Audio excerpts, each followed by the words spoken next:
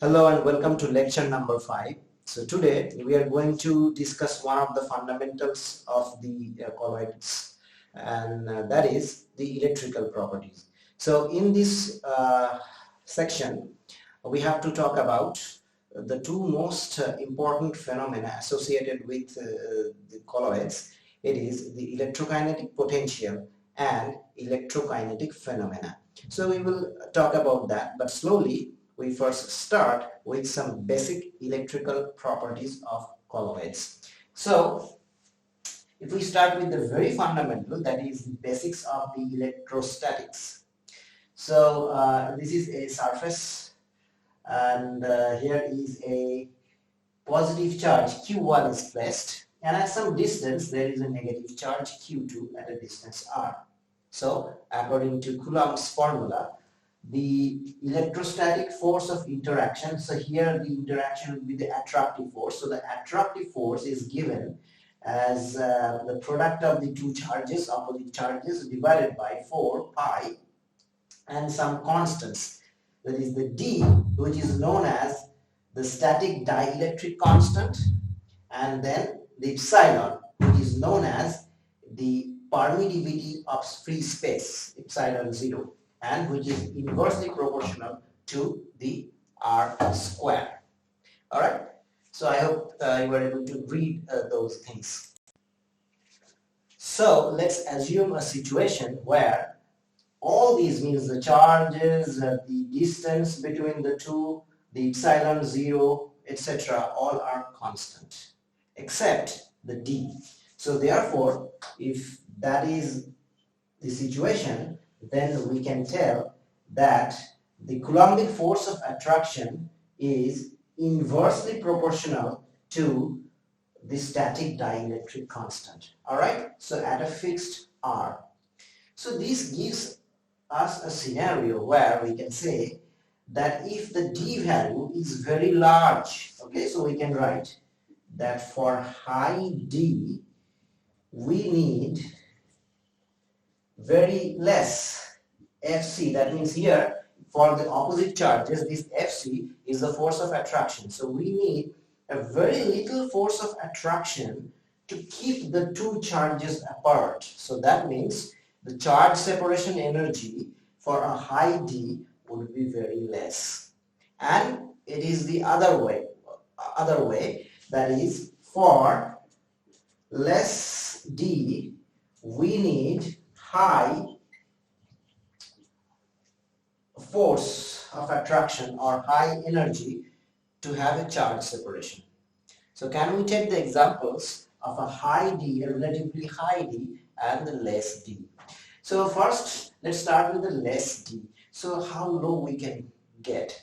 So ideally for air, that is okay, so that is a practical medium. We cannot practically, we don't deal with the vacuum every day, so we talk with air. We talk about air. For air, the dielectric constant is regarded as one unity. All right, and another, a very common medium as far as colloidal science is concerned, water, the d value, can you guess it? The d value is 80.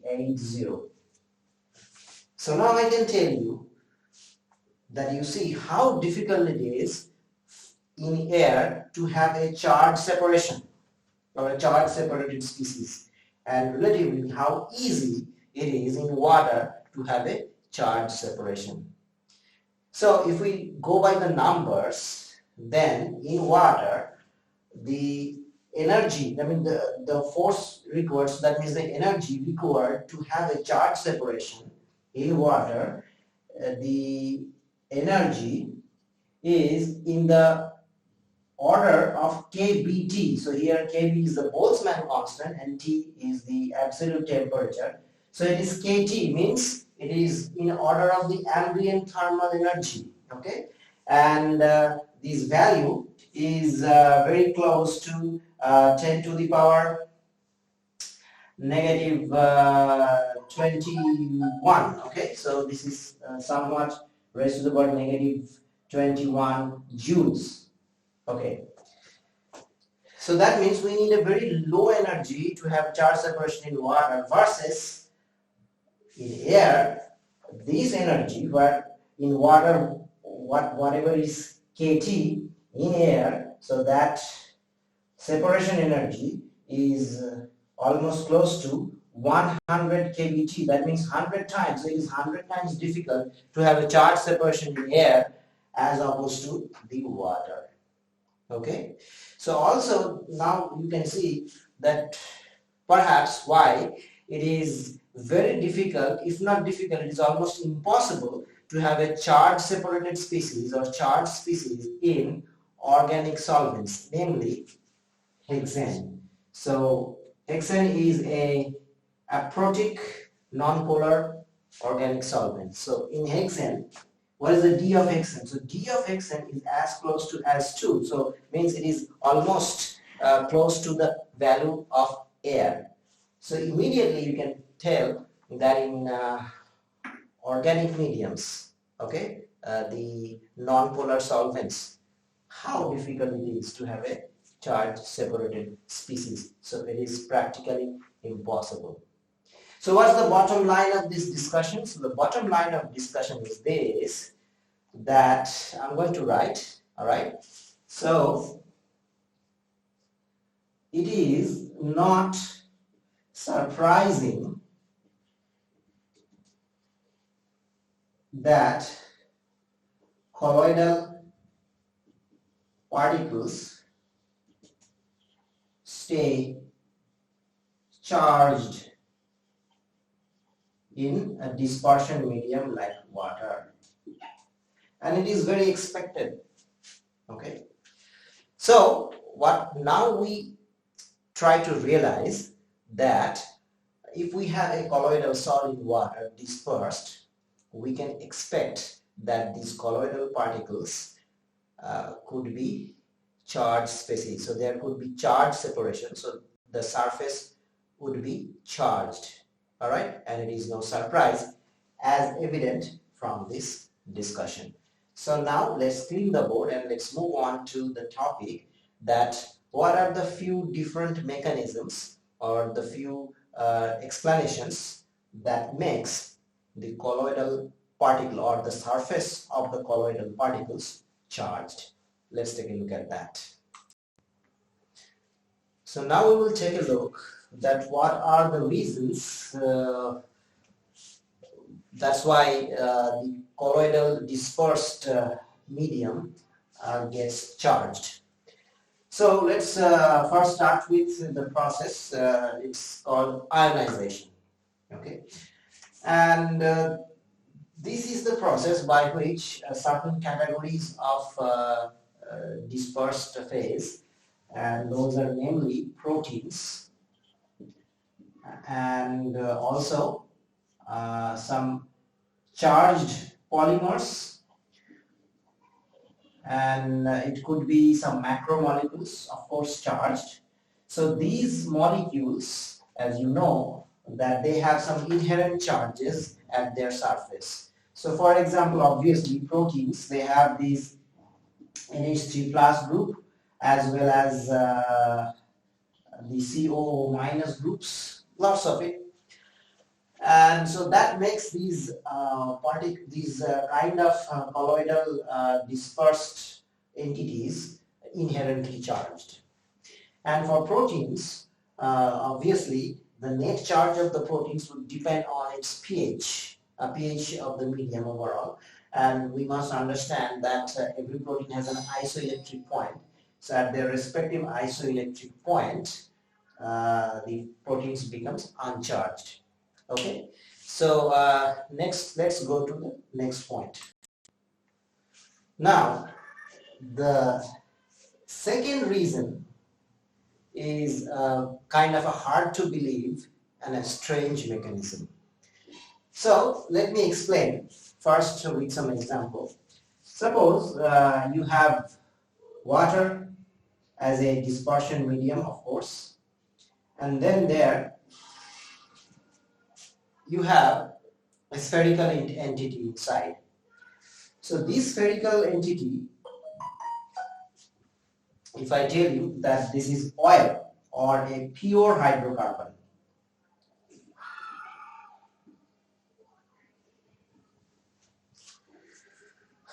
Would you expect any charge at the interface of oil and water?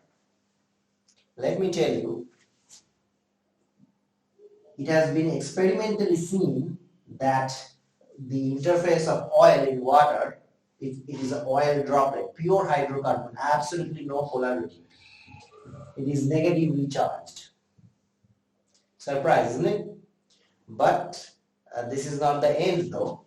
Now if I tell you that I have a water medium and inside I have an air bubble. Now would you believe me if I tell you that the surface of the air bubble, that means the air-water interface, it is negatively charged. But although this is hard to believe, but this is the truth. So the question is, how does it happen? So it actually stems from the fact it is called a preferential ion accumulation, and the origin is nothing to do with the materials though. That means it has nothing to do with the dispersed medium or the dispersed interface. That means the oil or the air. Okay, so it has nothing to do with that interface or the dispersed medium. It is solely an aqueous phenomenon. So what is that? So it happens due to the preferential ion absorption or preferential ion accumulation, which this can be explained like that. So suppose this is the interface. Okay, so this is the dispersed medium, and this is the dispersion medium, is basically water. So now we know that in water medium, normally there are certain ions are present. So sometimes we call them minerals, so these are basically dissolved ions. So what happens that if the ions are of cations and anions. So in water, the cations, I write them with a positive sign. So what is actually experienced, that these cations, they stay strongly hydrated. All right. So, or in other words, I can write here that cations are more polarizing and stay more hydrated. Or in other words, if you think about the solvation dynamics, a cation would prefer a lot many water molecules solvating the cations. So the question is, so this is the interface, right? So the question is, if in a dispersion medium, if the cations are present in the water, so where they would go to get more hydrated? Obviously, if they move towards the bulk, so this is the bulk end, if the cations move towards the deeper of the dispersion medium, that means towards the bulk, they will have the maximum chance of being better hydrated, or they would be surrounded with more or maximum number of solvating molecules. So the thing is, if there are charges, that means anions and cations, the cations would prefer to move towards the bulk. Now that would automatically leave the anions. So anions would not have any other options. Anions also get hydration, but comparatively much less than their counterpart, that means the cation. So what happens, that these anions are pushed back. So the less solvated anions, and of course the anions are a little bit bigger in size expected to be, and they are more polarizable and less polarizing, and so they get accumulated at the interface, and this phenomenon is called the preferential ion accumulation. And so the nature of the dispersed medium, as you can see, has nothing to do with this. So as a result, air bubble, oil droplets, they at the surface of or the interface of oil or air would remain negatively charged. And as a matter of fact, if a pure hydrocarbon oil droplets suspended in water has been its charge, means the surface charge, has been measured to be almost equal to that of a Cl minus, a chloride ion at infinite dilution. I'm talking about electrophoretic mobility. Okay, so under charged potential, these ions move, so that's called the electrophoretic movement. So this Cl minus, the movement of the Cl minus, its electrophoretic mobility would be as much, almost the same, which is comparable to some oil droplets, pure hydrocarbon in water, and that oil droplets become negatively charged due to this method, preferential ion accumulation. Alright, so although this sounds a little bit strange, but this is the fact. And a whole lot of things, if you disperse in water, unless they are inherently charged, they would become negatively charged. So and for the same reason, the mud particle, okay, means in some rainy season when you see the water is getting a little dirty due to a lot of dispersed particles, so those particles will invariably have negative charge. Alright, so now let's clean the board and let's move on to our third reason for colloids being charged. Okay, so the third reason is a phenomenon. It's called ion dissolution, which appears when unequal dissolution of oppositely charged ions take place. So what's that? So suppose we have a surface which is kind of a basic, and then from aqueous medium they can preferentially attach to the H plus, that means these are proton acceptors, so immediately the surface would be positively charged. And on the other hand, if the surface is kind of an acidic one, so it would lose a proton and the surface would remain negatively charged. So therefore this is called the unequal dissolution, means that means the surface would not be neutral anymore. Okay, so it would either accept or reject the protons to stay charged. And one of the most important example of this unequal dissolution is the silver iodide solid. So silver iodide colloidal particle is one of the most common and the most studied colloidal sol particles. So you see that if you think about the equilibrium, so silver iodide is a sparingly soluble salt. So that means the silver iodide, it doesn't dissociate very well in water, so the equilibrium stays mostly to the left side. And so the KSP, that means the solubility product, is something around 10 to the power minus 16. You see, it's very low.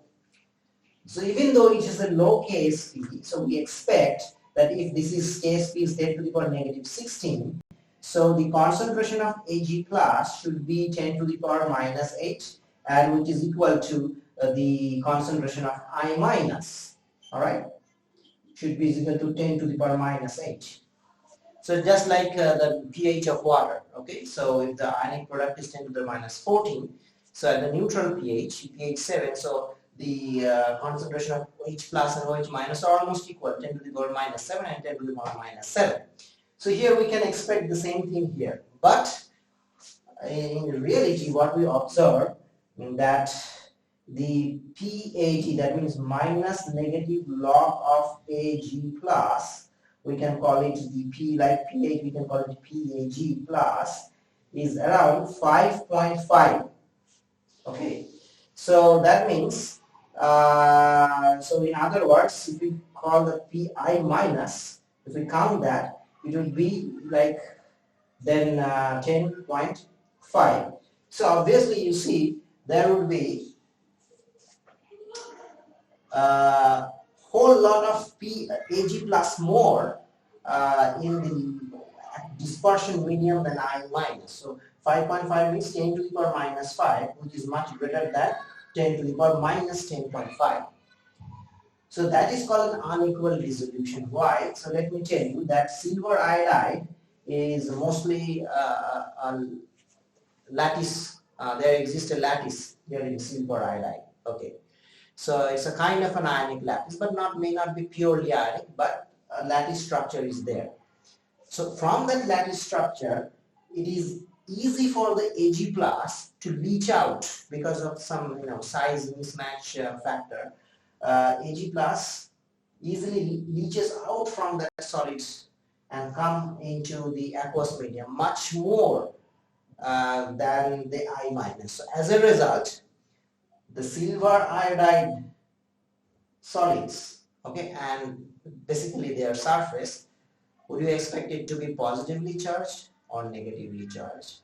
So as you see, if more number of Ag plus comes out, the remaining part will be negative due to excess of I minus. So you are right. So this is the reason that silver iodide salts are mostly negatively charged. Okay, and the reason is unequal dissolution. So after all these things, like the three major reasons that we have studied, 1, 2 and 3. So let me tell you, unless it is a protein or charged macromolecules, or unless there is a special type of surface like acidic, basic or unequal dissolution like AgI, and then by default the colloidal dispersed particles in water would be, the surface would be expected to be negatively charged. Alright, so now we will move on to the most important section of this basics of the colloids, that is, what is the potential of that potential due to the charged surface, just the vicinity of the colloidal particle. Okay, so we are talking about some electrostatic potential, and later we will learn about electrokinetic potential. All right, and there are two theories we have to learn. So let's clean the board and we start with the potential of charged colloids. Okay, so previously we have just seen that the colloidal particles are charged when they are present in water, and it is of no surprise. Now the thing is that there must be a theoretical consideration according to which that we can understand or we can predict, or the theoretical basis to measure that what is the charge on the colloidal surface, number one, and number two is if I move a distance x from the surface towards the dispersion medium, so the what could be the expected or calculated theoretical potential at that point. Okay, so now we are interested to have a theoretical basis to predict the potential at the charged surface or at a distance from the charged surface. So the first theoretical model on this topic was introduced by Gouy-Chapman, and this is known as the famous the electrical double layer or diffuse layer model of Gouy-Chapman, and it was, you see the year 1910 it was introduced. So let's first try to understand the model and then the assumption and then the theory. So the first model is, so I have drawn a solid surface here, and the solid surface, you see, I have drawn some positive charges. So according to the model, we can assume any charge. So randomly we have assumed some positive charge on the solid surface, and this part is called the inner part.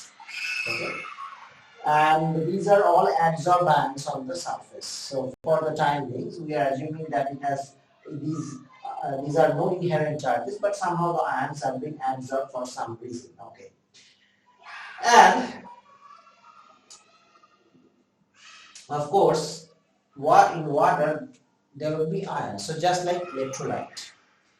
So there are two types of ion, cation and anion. So in this model, if the positive charges are at the surface, so we call the counter ions are the anions, and the cations are called the coions. Okay. And so what happens that uh, now we come to the assumption. So the Gouy-Chapman model says the first assumption is that there are two parts. One is the inner part of adsorbed ions, that is the solid surface, and the potential at the solid surface is denoted as psi naught. Okay, and secondly, there is a diffuse part. So the diffuse part makes the second layer, and with the inner layer. So that's how it's called a double layer. So there is a diffuse layer which is different from the bulk electrolytic medium. Okay. So in the bulk electrolytic medium, we have exactly the same number of counterions and coions. The cations and anions, the numbers and their concentrations are the same. So the N0 is called the concentration of the electrolyte at the bulk. Okay, so this is equal to cation is equal to anion. And so this bulk thing is electroneutral. So between the electroneutral bulk layer and the solid inner part, there is a layer called diffuse layer. Okay, so that means you can expect an electrostatic potential inside this as long as you are within this diffuse layer, and the potential is zero obviously in the bulk medium because it is electroneutral, and of course the potential is highest at psi naught because this is the charged surface. Okay, so and the other two assumptions are the inner part, the surface is flat and it is uniformly charged. Okay, so that's a piece of very important assumption that we will come to later. That's why it is called the uniformly charged. And then number two, the second thing is that the ions in the diffuse part are considered to be point charges. That point charges means they have no volume. They can only represent the unit, the amount of charge. That's it. So this is a very important and crucial assumption here. So in later stage we will see that how good this point charge assumption is. And the rest part of the assumption is that the ions that are staying in the diffuse layer, so be it the coion or counterions, they are subjected to the Boltzmann distribution depending on the electric field and the thermal motion. So following electric field and thermal motion, the counterions and coions follow the Boltzmann distribution. So now we come to the theory. So theory is, suppose at a distance x from here, so this is the distance x, okay, right here. So what could be the potential? And we call the potential at x is psi. So according to the Gouy-Chapman theory, the psi means the potential at a distance x is equal to psi naught multiplied by e to the power minus kappa x. Okay, x is the distance and kappa is a constant. I will come to later what the significance of kappa is. So, or we can write, you see, psi divided by psi naught is equal to e to the power minus kappa x. So this is basically nothing but the essence of the Boltzmann distribution of the Boltzmann equation. So now we are going to draw some graph plots. So our first graph plot would be something like this. So we have the distance x on this axis, and we have the n, that means the concentration of the ions. Okay, and here, as I have said, the concentration of bulk electrolyte is n naught. So we call this line as n naught. Okay, good. So now what happens is when x is equal to 0, so right near at the solid surface, we have very high number of counterions. So right here. And then you see near the solid surface there are more number of counterions, and as we go towards the bulk side, the number of counterions becomes less. So the variation would follow the Boltzmann distribution, that means an exponential fall. So it will follow this way, and this is the line for the counterion. And if someone wants to draw the thing for the cation, so in other words, you see, we start with there. Okay, so the concentration is very low near the solid side, and it would increase towards the bulk side. So therefore, we can think that it can, grow this way. Although I have not drawn this thing as per to the scale, so it could be symmetric, may not be symmetric. So that doesn't matter. But the thing is, it will grow exponentially, and so this is the coions, and the counter ions, the number of counter ions, the concentration of counter ions will fall exponentially. Likewise, if we try to draw the potential, okay, so if we try to draw the potential fall with x, so this is the distance, and x is equal to 0 here, and here at some point this is the chi naught, that means the potential on the solid surface. So obviously this is the chi, okay, with x the electrostatic potential will fall like this. Alright, so now we'll try to come to a definition for this kappa.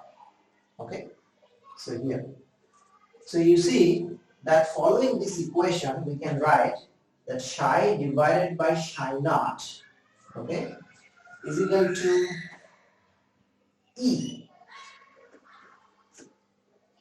to the power minus 1, okay, E to the power minus 1 when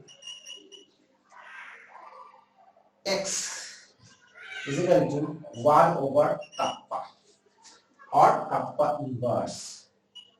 So you see that this kappa inverse is actually it has a dimension of length, or in other words we can define it this way that okay, so this kappa inverse which is having the dimension of length, it has a name, and according to the famous physicist Debye, this kappa inverse is called the Debye length.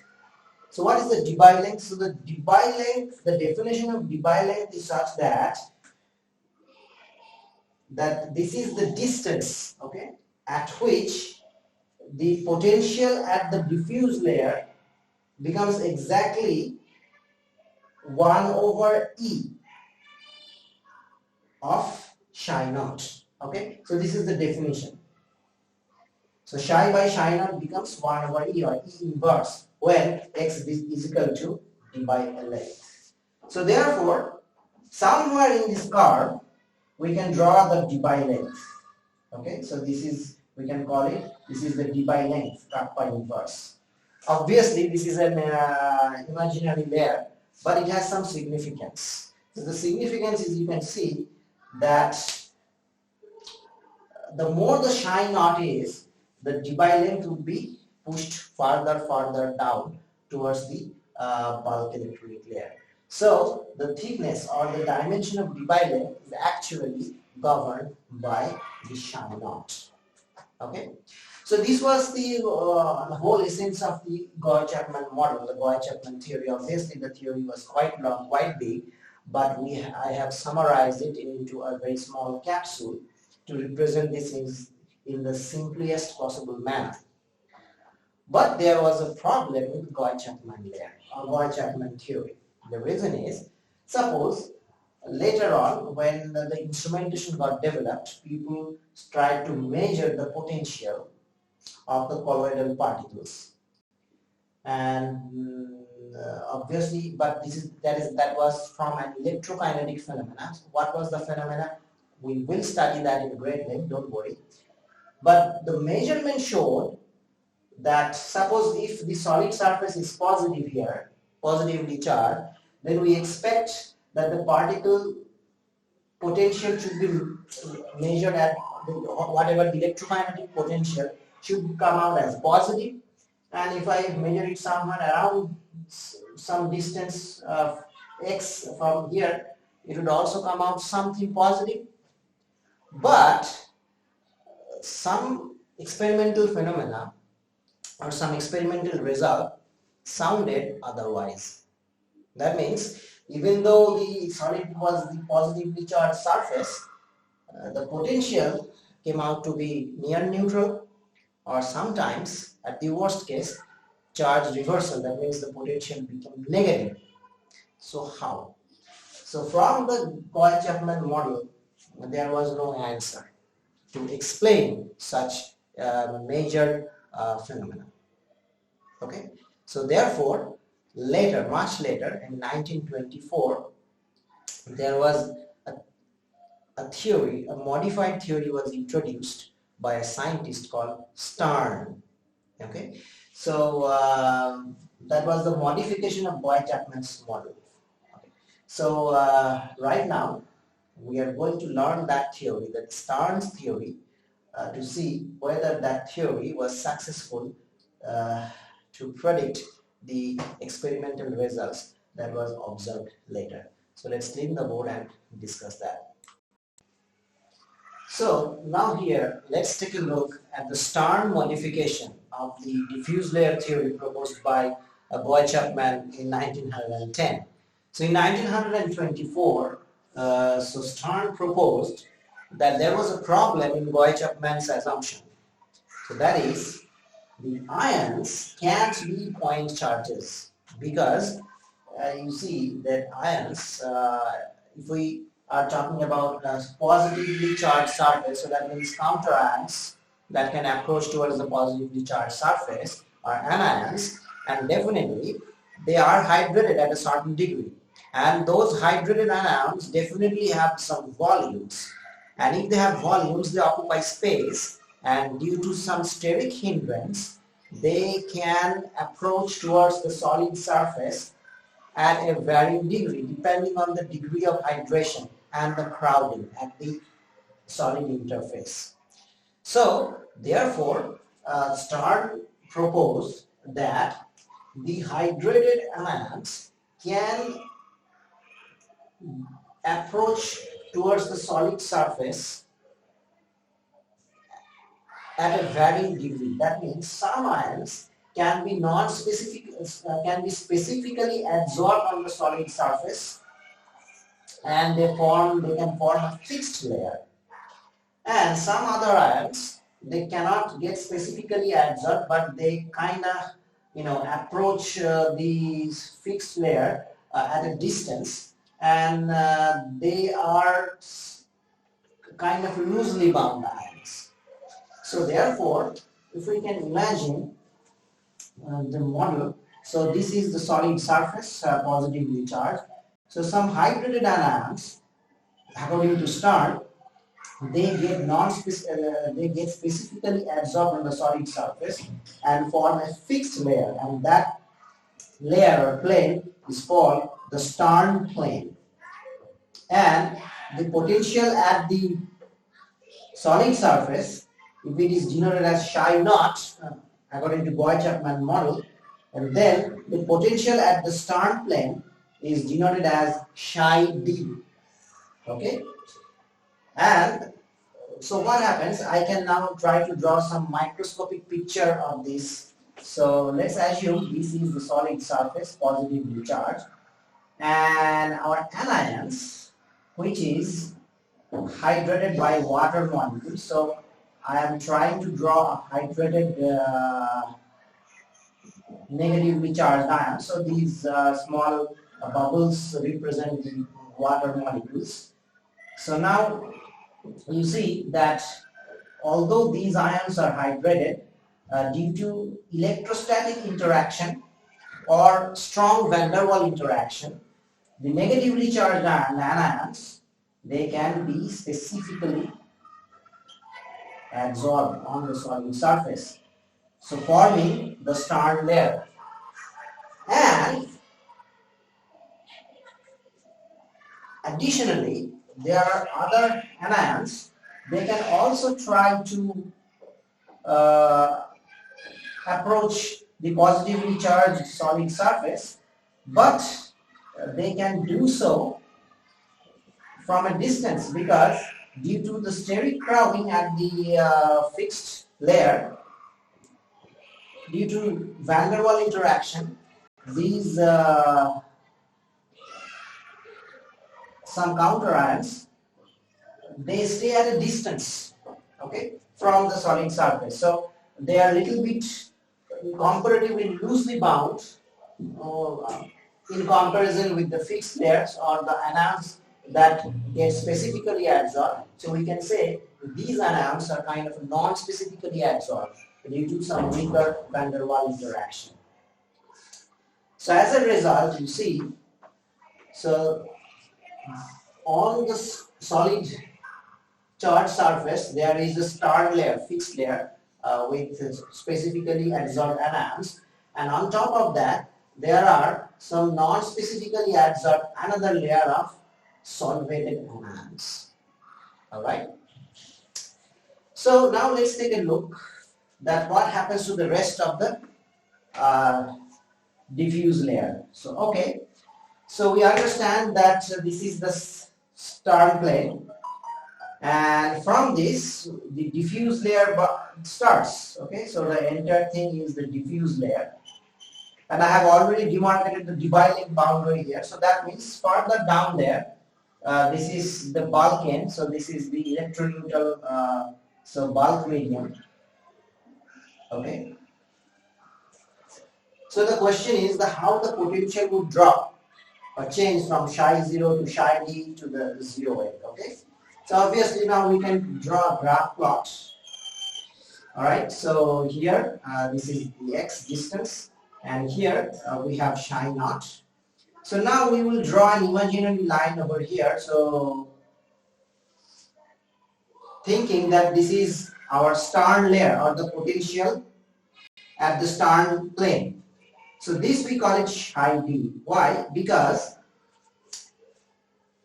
the potential is expected to jump sharply and within a very small distance. So this distance can be called delta, and this distance is actually very small. So over a small distance, the potential actually jumps sharply from here to this point. Okay, because a very sharp potential from very high positive charge drastically coming towards the negative edge. So there is a sharp jump here, and from here this point means the potential whatever it achieved at the Stern plane, it would follow the Gouy-Chapman's model's Boltzmann distribution to approach the electroneutrality of the bulk layer. Okay, so up to this part, this is a straight line. All right, and after that it is following the exponential fall. Now the important part is during electrokinetic phenomena, we actually measure the potential of a moving particle. That means a moving colloidal particle. So according to Stern, whenever a particle moves, along with the fixed negatively charged counter ion, according to this model, it also takes some of the non-specifically adsorbed solvated anions with it. So I am drawing some boundary here. So this is a kind of an imaginary boundary, and this boundary is called surface of shear, and also it is known as the slipping plane. Okay. So significance of this surface of shear or the slipping plane is, so the solid particle, so this is the interface, so whenever it dislocates from its local environment, it takes along the fixed anionic layer or the fixed counter ion layer, and also the solvated anions, which is stuck on that fixed layer by some van der Waals interaction. So whatever potential we actually measure due to the electrokinetic phenomena, we always by default measure the potential at the surface of shear. That means the on this wavy surface that I have drawn imaginary. We never able to measure directly neither the psi naught, neither the psi d. We always measure the potential at the surface of shear. So therefore, in this curve, I'm going to draw the same wavy surface. Okay, this is an imaginary surface. I'm representing by the wavy line. So whatever the potential here, okay, so I am drawing it by this line. So this potential is called the electrokinetic potential, or this is represented by the Greek letter zeta, and it is also called the zeta potential. So I can write the electrokinetic potential. Why it is electrokinetic? Because this is always measured by the movement of some charged colloidal particles. So the kinetic means there is always in motion. So the electrokinetic potential, or in other words the zeta potential, is actually the potential at the surface of shear. Okay. So that means we are measuring the surface, measuring the potential at here. So therefore, from this model it is obvious that if we assume that the one layer of counter ions is strongly adsorbed on the solid surface, so according to this, psi naught, okay, this numerical value should be greater than psi d, that means the Stern potential. And according to this, the psi d is greater than the zeta potential. But out of these three types of potential, only zeta can be experimentally measurable. So this is the only experimental quantity we can measure. So we cannot measure psi d or psi naught. So these are present there. Theoretically, it has to be there. So by measuring zeta potential, we can predict, or we can understand that how big is the psi naught or the psi d. Obviously, if we know our counter ions, and then we can expect that how much greater the psi d or psi naught from zeta is. So that's the essence of the Stern theory. So therefore, we learn one of the most important phenomena, that is the electrokinetic potential, that is the presence of the zeta potential, and it is always present. So it is always measured at the interface of shear, or the shear plate, like here. All right.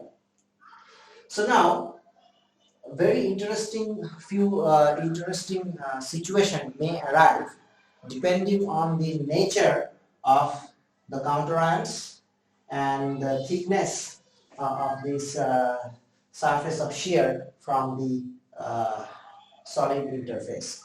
So therefore, in the next lecture, we will learn about the different scenarios that affect the zeta potential, and the application of zeta potential in various electrokinetic phenomena. All right, so that we will follow it in the next lecture. So till then, goodbye.